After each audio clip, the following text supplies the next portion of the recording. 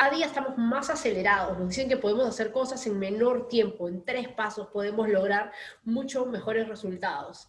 Por eso creo que aprender a andar, a caminar y conocer nuestro ritmo es fundamental. Por eso el día de hoy estoy feliz porque tengo una invitada realmente de lujo, a Mardía Herrero, que se está conectando desde el otro lado, desde el viejo continente, para poder tener una conversación el día de hoy súper, súper bonita.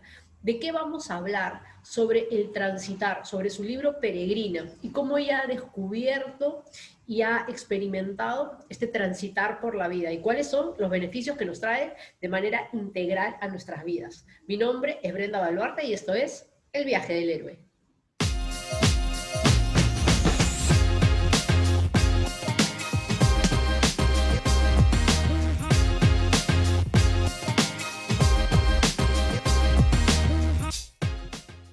Hoy día realmente es un placer para mí tener una invitada de lujo como es Mardía Herrero, que me regala lo más valioso que los seres humanos tenemos, que es nuestro tiempo. Mardía es profesora, más que profesora, como yo digo, maestra. Es escritora y es esposa de Rafa Millán y hoy día está con nosotros desde España. Así que Mardía, muchísimas gracias por este espacio, por este tiempo. Muchas gracias, Brenda. Yo ya sabes que siempre encantada. Encantada de verte y encantada de estar contigo. Y de podernos ver por fin. Mardía hizo una colaboración maravillosa conmigo en mi podcast cuando recién lo estaba lanzando y tuve comentarios increíbles, ¿no? Me escribieron de Estados Unidos algunos amigos diciéndome que jamás habían escuchado algo así, así que pueden tomarse el tiempo de ir al viaje del héroe y escuchar este podcast. Mardía, este espacio se llama el viaje del héroe, justamente porque hacer un viaje es un transitar, es un caminar. Y tú tienes un libro que se llama Peregrina y justo quiero hablar de eso, ¿no? De este caminar, de este transitar. ¿Cómo hoy hacemos ese viaje, Mardía? ¿Cómo, el viaje de la vida? ¿Cómo crees tú? Bueno, hoy en día pues cada persona lo hace de una manera, como siempre, como en todas las épocas, ¿no? Cada uno camina a su modo. Algunos más patosos, otros más ligeros, algunos más despacio, otros más rápidos. Pero bueno, la clave no es tanto cómo hacemos cada uno para coger ritmo, sino cómo hacemos para aclarar que la vida tiene un origen, un destino y un sentido, ¿no? Para mí la clave sería ese, conseguir descubrir cuál es el sentido de la vida. Qué bonito lo que dices, porque yo tengo la sensación, la percepción de que todos estamos corriendo, ¿no? Y eso me hace acordar mucho a este instinto primario que tenemos. Había terminado yo un curso de lenguaje no verbal y el profesor decía, ¿no? O sea, si los animalitos hay un ruido, todos voltean como para allá, ¿no? Entonces me acuerdo que estaba en el avión y de pronto hay una turbulencia, entonces todos nos miramos como para saber qué hacemos, ¿no? Y ahorita hay esto, ¿no? O sea, si está corriendo la gente, bueno, yo también corro. ¿Hacia dónde? No sé. Hacia tal vez una meta, pero la meta no es el propósito. Entonces, ¿cómo hacer para poder tener esta distinción de estas 3 pautas que tú has dado? Yo creo que ayuda, por eso para mí el Camino de Santiago o cualquier peregrinación es una metáfora privilegiada de la vida, porque el hecho de ir caminando te obliga a ir despacio, ¿vale? Normalmente vamos acelerados. Cuando vamos acelerados, ¿qué es lo que pasa? Que estamos en el despiste. En vez de estar en lo que tenemos que estar, nos despistamos. Es mucho más fácil estar desatentos, ¿no? Y no darnos cuenta de nada y no enterarnos de nada. Y entonces al final vamos como locos de un sitio para otro, pero no sabemos a dónde vamos, de dónde venimos, ni para qué estamos caminando, ¿no? Pues cualquier peregrinación, y eso es lo que yo descubrí en el Camino de Santiago, hace que tú le tomes la medida precisa a lo que haces, ¿no? En primer lugar, tú vas dando un paso detrás del otro. Y entonces el esfuerzo implica esa medida de cada paso, ¿no? Tú sabes lo que es recorrer andando 1 kilómetro, es decir, la distancia real que hay de un pueblo a otro, que eso es muy fuerte también. A la vez, un camino, una peregrinación es una línea recta. En árabe se dice el sirat al-mustaqim, el camino recto. ¿Por qué? Porque a lo largo de los siglos se ha ido perfeccionando de tal manera que en esa peregrinación tú tienes la oportunidad de, en el caso del Camino de Santiago, siguiendo una flecha amarilla, llegar lo más pronto posible a tu destino. Es decir, sin perderte, sin equivocarte, sin dar palos de ciego, ¿no? Y entonces todo eso hace que de alguna manera tu corazón poco a poco se conecte con tus pasos, es decir, los pasos rimen con el latido de tu corazón y a la vez tu corazón se ponga a rimar con el latido del mundo, ¿no? Con el latido del cosmos. Decía en el templo de Delfos aquella frase clave, ¿no? Que es la clave de la vida, ¿no? El conócete a ti mismo y conocerás el universo y a los dioses. El conócete a ti mismo tiene que ver con la dimensión del alma, conocer nuestra alma en la dimensión psicológica, conocer quiénes somos, qué hemos venido a hacer aquí, quiénes somos en lo concreto, qué hemos venido a hacer aquí en nuestro destino concreto. Pero curiosamente, cuando vivimos a fondo el paso detrás del otro, el estar en nuestro destino concreto, en estar en nuestro cuerpo, en nuestra vida, en nuestro hogar concreto, a la vez es cuando nos abrimos a conocer verdaderamente el universo y a los dioses, o lo que diríamos el universo y a Dios, ¿no? Es esa conexión entre lo psicológico y lo cosmogónico o lo cosmológico, ¿no? Y el Camino de Santiago es una metáfora privilegiada de eso. Y un privilegio para ustedes estar por allá para poderlo recorrer. Me surgen varias preguntas que no las tenía aquí apuntadas, pero hablabas de la torpeza, ¿no? Y un ratito antes de comenzar, por mi apuro de querer conectarme rápido, desenchufé todo y desconecté todo. Y efectivamente, no podemos darnos cuenta que cuanto más queremos acelerarnos, más torpe nos volvemos porque no estamos presentes. Eso por un lado. Por otro lado, mencionaste algo que a mí me pareció interesante, es esta capacidad de ir encontrando nuestro propio ritmo, ¿no? Nuestro ritmo del andar, nuestro ritmo en el corazón y nuestro ritmo de conexión. Y ahí es cuando todo empieza a cobrar como una especie de sentido. Ahí, Mardía, ¿tú crees que se encuentra el propósito? Esto que me estás diciendo me recuerda a ese poema tan maravilloso de Rubén Darío, que es un soneto, ¿no? El de ama tu ritmo y rima tus acciones bajo su ley, así como tus versos, eres un universo de universos y tu alma una fuente de canciones. Luego continúa el poema, pero este poema habla justo de eso, es decir, tenemos que encontrar exactamente qué narices hemos venido a hacer aquí. Y cada persona que hay en el mundo ha venido a hacer solo una cosa y tiene un destino que es solo para ella. Y entonces, en la medida en que nos comprometemos a fondo con nosotros mismos, alcanzamos esa misión que tenemos que cumplir y en la medida en que alcanzamos esa misión que tenemos que cumplir, pues alcanzamos la paz también, la felicidad o la sensación de estar en nuestro hogar, de estar en nuestro sitio, de estar haciendo aquello para lo que hemos sido creados. Eso da una profunda dicha y convierte la vida como en una especie de milagro constante. Pero para conseguir eso hay que comprometerse a fondo con la vida, es decir, no vale mirar para otro lado, es necesario a veces matar dragones, enfrentarse a muchas sombras y sobre todo eso, no mirar para otro lado, esa es la clave, ¿no? Integrar esas sombras, asumir el dolor, decir muchos adioses, esto también se aprende muy bien en el Camino de Santiago, a decir muchos adioses, y todo eso es necesario si de verdad queremos emprender el camino del héroe o comprender en profundidad qué hemos venido a hacer aquí, cada uno de nosotros.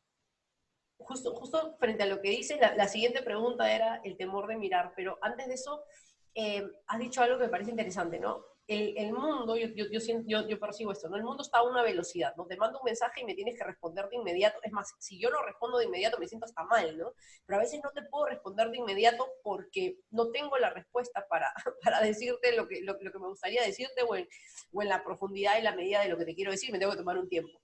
Pero eso no está permitido. Entonces, esa aceleración de este mundo digital, de esta herramienta digital, que tiene que estar a nuestro servicio, pareciera que nosotros nos hemos puesto al servicio de esa velocidad y en ese apuro, en esa premura de querer llegar a no sé dónde, porque por otro lado está esta idea de que llegar es la meta de la vida, ¿no? Llegar a algún lugar, cuando digamos, el propósito de la vida es este peregrinaje, ¿no? En quién nos vamos convirtiendo mientras vamos encontrando nuestros pasos, como tú lo mencionaste, en nuestro ritmo y nuestra conexión con nuestro propósito. Frente a eso, Mardía, ¿cómo podemos de alguna manera entenderlo o resolverlo desde tu experiencia con Peregrina? Pues para mí la clave es intentar entrar en contacto con algo que nos saque de ese ritmo frenético, porque todo aquello que se pone al servicio del ritmo frenético, en el fondo está negando la vida, ¿vale? La vida necesita sus procesos, cada cosa necesita su proceso y todo necesita un tiempo, un ir digiriendo lentamente, una paciencia también, ¿no? Entonces, ¿qué cosas nos ponen en contacto con ese ritmo más lento? Para mí fue esencial esa peregrinación a pie y poder ir cada día cubriendo pues 20, 25 kilómetros, ir acercándose poco a poco cada pueblo, ir alejándose lentamente de cada pueblo, ¿no? Pero, por ejemplo, hay algo que podemos hacer todos o casi todos, que es acercarnos a la naturaleza. Podemos ir a buscar, yo qué sé, dónde nace un río. Por aquí cerca he encontrado un sitio donde nace un río. Vamos a hacer una excursión, a ver dónde nace ese río. Y entonces pasar un día caminando en la naturaleza o en la mera contemplación de la naturaleza. Casi siempre todo lo que nos saca del ritmo frenético, que nos lleva a la confusión y al no comprendernos y al no saber quiénes somos y al despistarnos, todo lo que nos saca será positivo. Y para eso, para mí, la clave sería pues eso, entrar en la naturaleza, dejarse de ruidos, entrar en la meditación, en la oración, pero es algo fundamental, la naturaleza es esencial para ese tema. Interesante lo que me dice, porque estamos viviendo una coyuntura típica, ¿no? Yo sé que allá en España ya creo que se ha levantado la cuarentena, aquí todavía seguimos en nuestras casas, tenemos que salir lo mínimo posible, acaba de haber un accidente terrible, 13 personas han muerto por ir a una discoteca, y llegó la policía y bueno, murieron aplastadas de los nervios, ¿no? De esta premura de querer salir rápido para que no los metan presos. Y ahí, Mar Díaz, ¿cómo hacer esta combinación? Porque hay un deseo de conexión, de conectar con esta parte humana de nuestra espiritualidad, ¿no? Para poder encontrar nuestro sentido, nuestro propósito, nuestro ritmo, pero por otro lado hay una acción concreta en nuestro cuerpo, ¿no? Este caminar, esta pausa, como tú decías, ir al bosque, si puedes hacer una peregrinación, maravilloso, si no lo puedes hacer, ¿cómo te conectas con la naturaleza? Entonces hay una acción concreta también, porque a veces yo tengo la sensación que cuando hablamos de espiritualidad es que me desapego de todo y voy a un lugar a flotar, ¿no? Pero, o sea, para algo tengo el cuerpo y por algo estoy aquí, y cómo llegar a esa justa medida. Yo creo que es justo lo contrario. En realidad, eso de lo espiritual vinculado pues, al desapego de todo lo mundano, eso es un escape, o una evasión, ¿no? O un fliparse. Es decir, la única espiritualidad que a mí me interesa es aquella que es capaz de conectar el suelo con el cielo o la tierra con el cielo, porque solo hay unidad ahí. Es decir, si nuestro cuerpo no está conectado con nuestro espíritu, entonces es que hay algo que no... Entonces, ¿para qué, no? Entonces, ¿para qué está el cuerpo, no? Entonces, la materia sería algo así como la forma más densa del espíritu, ¿no? Algo así. Ajá. Pero el espíritu también. Y todo lo que somos, nuestros instintos, nuestras necesidades corporales, nuestra psicología y nuestra espiritualidad forman parte de un continuum de algo que está unido, es decir, que no está separado, ¿no? De tal manera, y esto en la metáfora del árbol se ve perfectamente, por eso en la naturaleza se aprenden muchas cosas. Es imposible que las ramas crezcan fuertes y den frutos si no han crecido fuertes las raíces. Este sería el punto. Y cuando hablo de las raíces, yo hablo de la vida concreta también, de toda esa vida concreta que tenemos.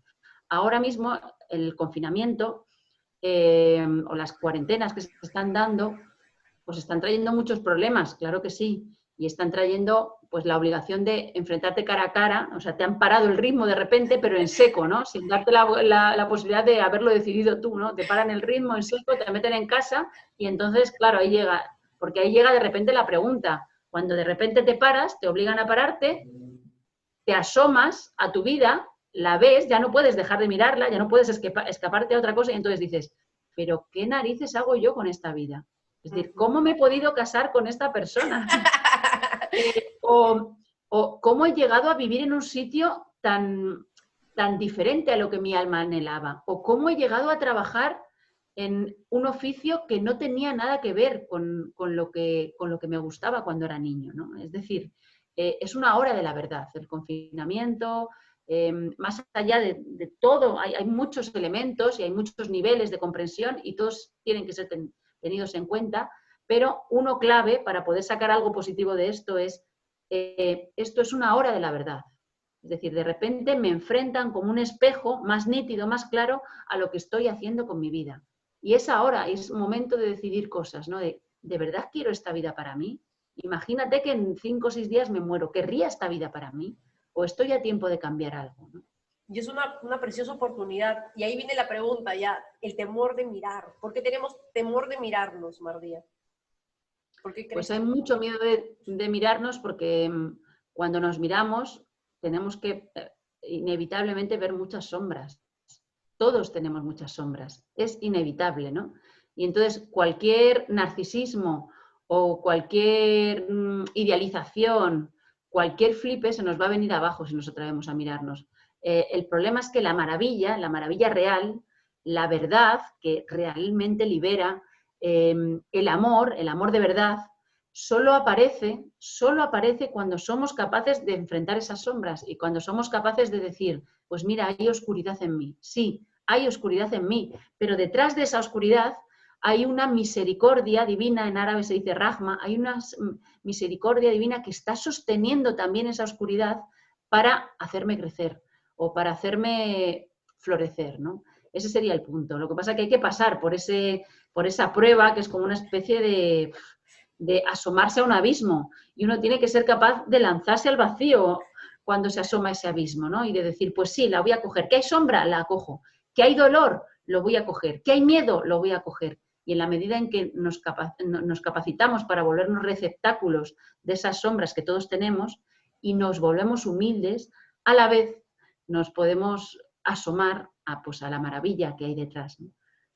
Lo que dice me parece interesante porque efectivamente es un ejercicio de muchísimo dolor, pararte en un momento de tu vida y decir, a ver, ¿quién soy? ¿En qué me he convertido a mis 30 y tantos, 40, 20, lo que sea, ¿no? En el momento que decidas parar. ¿Y en qué me he convertido? Me he convertido en eso que quería, o sea, o soy una persona llena de miedos, amargada, frustrada, en un trabajo que no quiero, haciendo oficios que no tienen que ver con mi propósito, con mi sentido, y vienen estas renuncias, ¿no? Y son renuncias probablemente muy, muy dolorosas a las cuales no queremos hacerlas. Y en esa medida que te sientas con tus oscuridades, con tus monstruos, con tus dragones, y dices, a ver, este dragón es mío, está bien, pero me ha servido hasta aquí, gracias, ya no, gracias, creo que es muy interesante, ¿no? Y ese tránsito y ese caminar, ese peregrinaje, como tú lo dices, hay que hacerlo solo, ¿no? Y creo que da terror la idea de estar solo con uno mismo. Sí, hay que hacerlo solo y a la vez acompañado, ¿no? Porque siempre es doble, ¿no? El ser humano somos seres sociales y los demás, en el fondo, vienen a traer también esa maravilla, vienen a asomarnos, ¿no? Entonces, yo creo que hay que equilibrar siempre, ¿no? El momento de soledad y el momento de compañía. Hay gente que necesita soledad porque viven solo en lo social y parece que se realizan solo en lo social o en la opinión que los demás tienen de uno, y entonces lo que necesitarían es soledad. Y hay gente que lo que necesita es la compañía, ¿no? Porque tiende más bien a la soledad. O sea que eso hay que buscar el equilibrio. Entre la soledad y la compañía es Qué necesario bonito. buscar el equilibrio. Qué bonito porque es cierto, totalmente, ¿no? Hay que saber en qué momento pedir ayuda, hay que saber en qué momento parar, en qué momento estar y en qué momento retraerse. María, ¿qué encontró Peregrina en su caminar? Bueno, yo estaba completamente perdida, claro, tenía 23 años, había acabado la carrera, no sabía qué hacer con mi vida, no tenía pareja, es que no tenía ni idea de nada. Y además tenía como una búsqueda como espiritual, podría decir, pero no muy, muy definida, y una búsqueda intelectual que en la universidad no había encontrado su lugar, pero no, para nada, ¿no? Yo tenía una búsqueda intelectual que es que más bien la universidad fue como una fuente constante de frustraciones. Y entonces acabé la carrera y como no tenía no tenía nada que hacer y el Camino de Santiago, pues viviendo en Madrid, me era muy fácil, porque era coger un autobús a Logroño, 3 o 4 horas de viaje y ponerme a caminar, no había más que hacer, me marché al Camino de Santiago. ¿Y qué sucedió en el Camino de Santiago? Pues que en el Camino de Santiago descubrí pues que había un sentido, que la vida tenía un sentido, que había un de dónde y había un hacia dónde, que había un para qué, que había una especie de muerte iniciática, que todo era metáfora de otra cosa y que había una fuerza misericordiosa que me sostenía continuamente, es decir, había un Dios, Dios, una realidad que es algo trascendente pero también inmanente, es decir, una unidad, todo estaba sostenido por una sutil unidad que si aprendías a mirarla, podías ser capaz de mirarla en todas las cosas y de verla en todas las cosas. Y luego me di cuenta de una cosa muy bella, y es que en la medida en que yo iba caminando y empezaba a abandonar, yo fui abandonando uno a uno todos los planes, en la medida en que yo iba abandonando los planes, las pretensiones, los flipes, los sueños, los ensueños, las pajas mentales, por así decirlo, según yo iba abandonando todo eso para acoger lo real, ya fuera lo que fuera lo real, según yo iba abandonando toda pretensión, el camino me regalaba cada vez, cada día, un milagro mayor. Este era el punto. En la medida en que nos vaciamos de nosotros mismos y nos comprometemos con convertirnos o con acercarnos a ser algo así como esa vieira que representa al peregrino, una vieira vacía, una concha vacía que representa al peregrino, si nosotros nos vaciamos, entonces lo que viene a llenarnos es siempre mayor que aquello que nosotros habríamos podido soñar. Esta es la maravilla verdadera, que lo real es más maravilloso que la ficción más portentosa. Wow, qué interesante esto último con lo que has cerrado, ¿no? O sea, salimos de la Matrix, de aquella ilusión que tenemos de lo que es la vida y tocamos lo real en ese momento, ¿no? Y lo real siempre termina siendo mucho más grande, más sorprendente. Acá tengo una Además, pregunta. perdona, Brenda, y además eso, o sea, vivirlo eso paso a paso, digamos, lo que da es mucha esperanza. Esperanza también incluso en la otra vida, ¿no? Porque ves que hay una fuerza amorosa que te sostiene detrás, ¿no? Y eso ya no te abandona. ¿Crees, María, que hoy día más que nunca hay mayor importancia de peregrina? Yo creo que sí, o sea, siempre ha sido importante, pero ahora que los ritmos están tan alejados de lo que necesita nuestra alma, pues se vuelve esencial y necesario, sí, por supuesto. Como tú dices, ¿no? De la conectividad, de alguna manera, todo lo teníamos que hacer. Bueno, no había existido en esa época, pero el ser humano tenía que hacerlo a pie, tenía que hacerlo a caballo, tenía que vivir un proceso, y yo creo que eso también nos enraizaba en otros ritmos, ¿no? En otros ritmos para todo. Ahora, a mí me sorprende muchísimo que al lugar donde vayas, ya sea empresas, colegios, personas también, es como, ¿cómo optimizo mi tiempo para ser más productivo, para hacer más? Y yo digo, ¿pero para qué quieres hacer más si al final del día te vas a morir?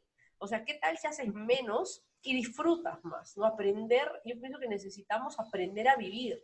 Y Peregrina creo que va a ser un parteaguas en la vida de muchos, ¿no? Ya llegué en septiembre a Perú, así que vamos a estar atentos para poder tener, yo ya quiero tener en mis manos ese libro, no solamente con los comentarios, sino por la mirada que tiene María de la vida que me fascina y la admiro un montón, ¿no? María, ¿tú crees que la felicidad se busca, la felicidad se encuentra, es una carrera, parece una carrera vertiginosa por un lado, y por otro lado, una sobreoferta de 3 pasos para la felicidad, ¿no? O la otra es, con mente poderosa, porque se le ha dado una potencia a la mente brutal, ¿no? O sea, con tu mente todo lo puedes. Hay millones de variables, pero ¿tú qué piensas, María? Yo creo que a la felicidad no hay que mirarla de frente, es decir, el objetivo no puede ser la felicidad. El objetivo tiene que ser real, ser lo más real posible. Y eso significa, pues, acercarse lo máximo posible a lo que uno ha venido a hacer aquí. En la medida en que eso sucede y se entrega, realiza esa entrega a lo real, ese acto, por un lado, de humildad y por otro lado de grandeza, porque es doble, es un acto de humildad, pero también de grandeza. En la medida en que uno va acercándose poco a poco a ese destino y se entrega al servicio de lo real, podríamos decir, entonces la felicidad viene sola, pero no viene como una suma La felicidad no llega porque tú has sumado una serie de ítems y entonces esos ítems te han traído la felicidad. No, es una felicidad de fondo que tiene que ver no con lo temporal, sino con lo eterno, que tiene que ver no con los éxitos mundanos cosechados, sino con la aceptación profunda, más allá del tiempo y del espacio y de tu identidad, la aceptación profunda de lo real, ¿no? Esa sería la clave de la felicidad, pero no creo que haya que buscarla directamente, sino que llega como consecuencia de otra cosa, ¿no? Qué bueno esto que dice, porque la felicidad termina siendo una consecuencia de un montón de actos, pero conscientes, porque hay como también una ponderación a las emociones, ¿no? Tengo que estar feliz, tengo que tener una actitud ante la vida, tengo que estar como, y entonces a través de las redes sociales y todo es como, ¿y en qué momento eres ser humano, no? ¿En qué momento abrazas la oscuridad? O sea, yo me agoto de pensar que todo el tiempo tengo que estar en un estado de aparente euforia y de felicidad. Me pasa cuando la gente me dice, yo trato de quitarme el título de coach porque no me gusta, porque creo que viene implícito, envuelto con palabras como de estar feliz, motivado y de tener una iluminación, una verdad ahí horrible. Entonces, cuando me dicen, ay, pero tú eres coach, debes estar bien todo el tiempo, ¿tú cómo lo resuelves? Bueno, primero que no soy coach, soy un ser humano que tuve una formación en coaching y lo resuelvo como puedo. Hago lo mejor que puedo con lo que tengo y yo misma voy descubriéndome en ese camino, ¿no? Para mí la clave no es, por supuesto, no es ser feliz todo el tiempo, porque eso es una mentira y entonces te obliga a construirte un personaje y eso luego hace aguas enseguida. A todos se pilla antes a un mentiroso que a un cojo, ¿no? Como se dice aquí en España. Pues para mí la clave es justo lo contrario, la clave es la sinceridad. Sí se puede alcanzar una felicidad a través de la sinceridad, pero hay que poner el foco en la sinceridad, porque si no, pues nada se vuelve creíble, te conviertes eso en una especie de personaje, o sea, tienes que construir un ser humano ficticio y, y si te vuelves alguien ficticio, entonces no puedes ser otra cosa que infeliz. Ahora hay como una tendencia a veces de la psicología esta positiva, ¿no? De ¿no? Que parece que tienes que estar sonriendo así, ¿sabes? Te tienes que colocar unas pinzas para sonreír, pues no. Si tengo un mal día, pues tengo un mal día. Y para mí la grandeza tiene que ver también con ser capaces de vivir todo lo humano, todas las dimensiones de lo humano, y todas esas dimensiones de lo humano incluyen también la tristeza. Es mucho más importante la sinceridad que la felicidad. Y ahí, Martía, me quedo con esta necesidad de coherencia, ¿no? O sea, yo he tenido la oportunidad de conocer a Rafa y conocerte a ti a través del canal maravilloso que tienen, que yo soy una fan así, de esa que apenas sale un video, estoy likeándolo y viéndolo, y esta mirada que tienen ustedes que va mucho más allá inclusive de hasta la filosofía o postura que tienen como sufís, ¿no? O sea, hay una grandeza que yo veo en ustedes que no es fácil encontrarla. ¿Cómo creen que lo han logrado si es que hubiese una fórmula que probablemente no la hay? Pero esta idea de que, ok, yo me aproximé a lo eterno a través del sufismo, pero comprendo que hay otras maneras y hay otros caminos y son igual de válidos, ¿no? Porque pareciera que cuando yo encuentro algo y que a mí me funciona, me vuelvo el Mesías o tengo que convertir al resto, ¿no? Y yo estuve ahí durante 10 años de mi vida, ¿no? Entonces, pero horrible.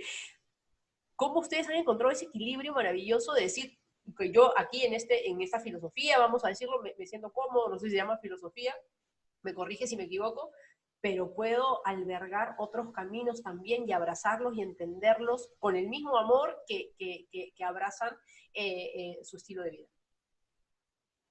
Pues yo creo que eso llega cuando decía un poema de Ibn Arabi, un autor del siglo XIII, era español, era murciano, pero escribía en árabe.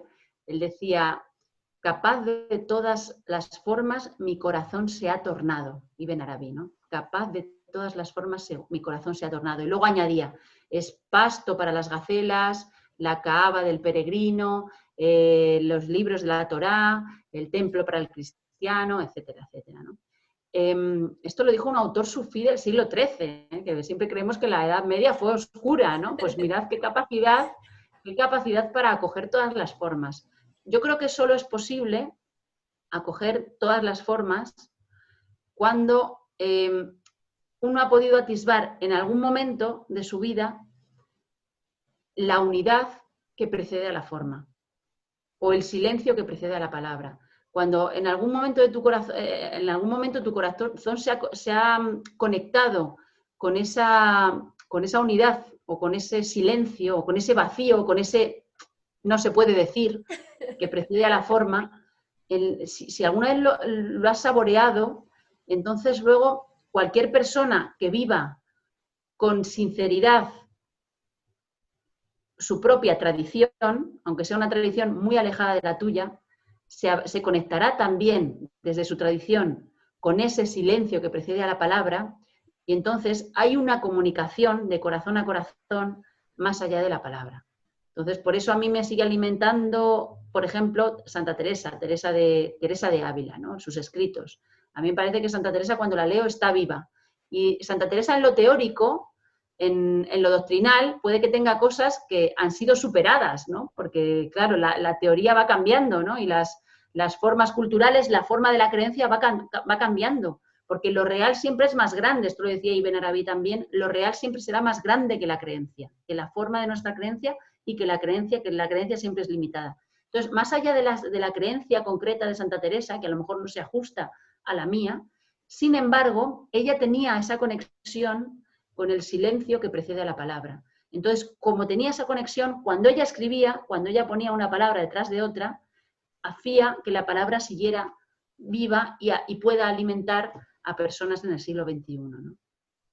Qué bonito y qué capacidad para poder mirar un poquito más allá, ¿no? Porque nos atoramos y nos quedamos en las formas, ¿no? Y en las formas luego se convierten en ideología, y entonces ahí solamente hablamos, como tú dices, hablamos nada más desde nuestros puntos de vista y olvidamos el silencio que es la unidad, ¿no? Y entonces yo tengo la razón y nos separamos cuando en el fondo ambos lados o ambas perspectivas tienen esta necesidad primaria del silencio, ¿no? Entonces, qué importante al día de hoy poder peregrinar. Eh, ¿Cómo diferenciamos, Mardía, la meta del propósito? Vamos a ver, siempre hay una intención que nos mueve a todo, ¿no? Es un propósito que nos mueve. Pero a la vez, y está muy bien, hay que tenerlo, pero la vida es unión de contrarios. Entonces, a la vez que tenemos un propósito, un anhelo, un sueño, a la vez tenemos que tener un vacío de propósito, ¿vale? Porque el propósito nos empuja y el vacío de propósito nos abre a recibir aquello que nuestro propósito no podía concebir, ¿no? Algo así, ¿no? Entonces, somos más pequeños que lo real.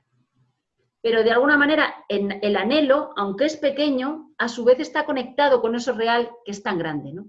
Y de manera misteriosa, que está más allá de la palabra también, de manera misteriosa, al final descubrimos que la sed era equivalente a la fuente. Es decir, la sed tenía que ver con la fuente. Pero tenemos que tener sed y a la vez vaciarnos de esa sed mientras caminamos, las dos cosas a la vez. Buenísimo.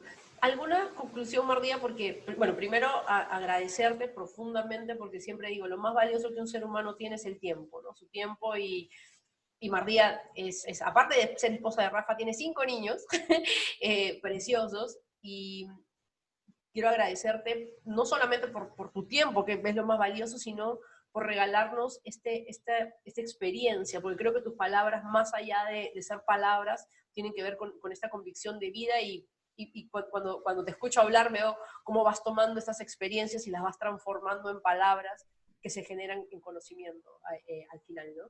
Y muchísimas gracias poder, a través de mi canal, que es chiquitito, llegar a personas con esta información. ¿Qué conclusiones tienes, Mardía, como peregrina para esta sociedad acelerada, torpe, porque nos vuelve torpes, ¿no? Me incluyo? ¿Qué podemos hacer para ir encontrando esos pequeños pasitos que nos vayan aproximando a ese contacto con aquello que no tiene nombre, con aquello que nos trasciende? Porque al final del día buscamos eso. cada persona tiene formas privilegiadas de acercarse, ¿no? Porque pues cada personalidad es única, cada carácter es único y cada predisposición del alma es única, ¿no? Yo puedo contar lo que a mí me ayuda. A mí, por ejemplo, me ha ayudado mucho peregrinar y me ha ayudado mucho también pues el contacto con la naturaleza. Me ayuda mucho ayunar y rezar, me ayuda mucho. Y me ayuda muchísimo leer libros que hablen de espiritualidad, leer libros que hablen de encontrarse a uno mismo, sobre todo los libros biográficos, autobiográficos, libros de experiencias que nos puedan acercar también y puedan hacer espejo con nosotros, con nuestra propia búsqueda. Me ayuda muchísimo leer y estudiar. Y luego después me ayuda mucho, y yo creo que este sería como si se puede dar un consejo, tendría que ver con esto.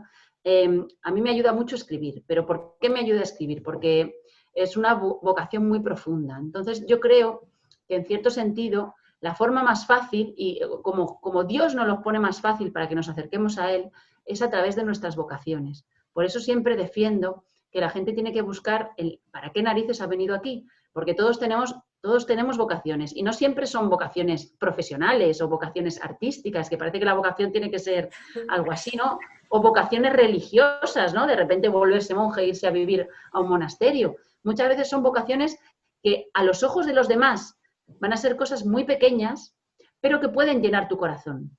Ya sea cultivar con amor un huerto, o cocinar con cariño para tu familia, o tener un gato y mirarlo con cariño, ¿sabes? O la maternidad es una experiencia privilegiada para mí también. Es decir, cualquier cosa que nosotros podamos emprender con un amor lo más real posible puesto en ella, cualquier cosa así nos va a acercar. Siempre utilizo una frase que decía Teresa de Ávila, decía, aquello que os despertare a amar, eso haced. Ella decía, no tanto aquello que améis, sino aquello que os haga amar, ¿no? Entonces, esa es la manera más fácil. La manera más fácil es acercarse a lo divino a través de nuestras vocaciones, siempre y cuando sean vocaciones de servicio. Es decir, claro, si tu vocación es ir, yo qué sé, ir pegando tiros por ahí, o, ¿sabes? Si te crees que eso es una vocación, por así decirlo, entonces estás equivocado, ¿no? Tiene que ser una vocación que implique servicio siempre, servicio de un modo u otro, ¿no? Que me quedo con esa última parte, ¿no? O sea, primero me descubro, me encuentro, camino, me amisto con mis oscuridades, y luego eso, como consecuencia, te tiene que poner al servicio de otro, porque ¿qué hago quedándome yo con todo eso y con toda esa información, ¿no? Entonces tú lo haces, como tú dices, desde tu vocación, a través de peregrina, escribiendo. Otra persona lo puede hacer enseñando, otra persona lo puede hacer acompañando, ¿no? Como tú dices, cocinando. Ir encontrando eso, porque el cocinar tiene que ver con este servicio al otro, ¿no? Brindarle un momento, un tiempo, una comida agradable, está supliendo ahí una necesidad. Mardía, muchísimas gracias, de verdad que me quedaría conversando contigo horas, pero sé que tienes que atender a la familia. Te he robado este tiempo maravilloso y te quiero comprometer públicamente ya a tener un conversatorio con los dos, con Rafa y contigo, porque vi una conversación muy bonita sobre el tema de parejas, ¿no? Y es algo que también se habla mucho, justamente con esta idea preconcebida del amor y lo que podría ser el amor, ¿no? Que va por un camino muy distinto. Entonces, me encantaría tenerlos a los dos juntos. Bueno, si Dios quiere, pues nos volveremos a ver, y esta vez los dos juntos. Buenísimo, Mardía, muchísimas gracias. ¿Algo con lo que quieras cerrar? No, lo que comentabas al final se ponía en conexión con una experiencia que cuento en el libro del Camino de Santiago. Hay un momento en que yo llego a un albergue que estaba como en las traseras de una parroquia, y que era un albergue que llevaba el párroco de ese pueblo, Grañón se llama, y había una caja en la que había escrito, deja lo que puedas, coge lo que necesites. ¿Bien? Y entonces yo me di cuenta, para mí leer esa frase y además estaba abierta la caja, ¿no? Y los peregrinos podían dormir allí todas las noches, cenábamos, dormíamos y desayunábamos. Y al marcharnos podíamos dejar algo en la caja o coger algo si lo necesitábamos en la caja, ¿no? Este es el punto, ¿no? Era un albergue que funcionaba por donativo, pero el donativo era de ida y vuelta, ¿no? Por así decirlo. Y entonces yo me di cuenta de que esa era la verdadera vida tiene que ver con eso. Esa caja estaba completamente abierta, dispuesta a recibir todo lo que la gente quisiera dejar y a la vez dispuesta a dar todo lo que la gente quisiera recibir, ¿no? Este juego entre el dar y el recibir, que es clave en la vida, como el respirar, ¿no? El inspirar y expirar, y es clave también en la peregrinación, es una de las claves que se enseñan en la peregrinación, es lo que nos lleva a una vida, podemos decir así, una vida de santidad. Una vida en la que el dar y el recibir se vuelvan uno, ¿no? Y en que tu apertura sea tal que te vuelvas una especie de tubo por el que atraviesa y por el que recorre pura la vida, ¿no? Creo que por ahí, como tú dices, ese tubo vacío donde puede fluir muchísimo más cosas de las que nosotros podemos o creemos que somos capaces de manejar o de gestionar. Así es, Brenda. Gracias, Mardía. Me quedo con un montón de ideas, de conclusiones en la cabeza, así que hoy día no voy a hacer nada para poder peregrinar dentro de mi casa y disfrutar de toda esta información maravillosa que me has regalado, que nos estás regalando, para poder convertirla en hechos, en vivencias, en experiencias. Muchísimas gracias, Mardía, por tu espacio, por tu tiempo y por abrirnos la puerta de tu casa. Muchísimas gracias a ti siempre, Brenda. Saludos. Un beso grande. Interrumpo este video para invitarte a que te suscribas a este canal para seguir con las entrevistas y con las clases.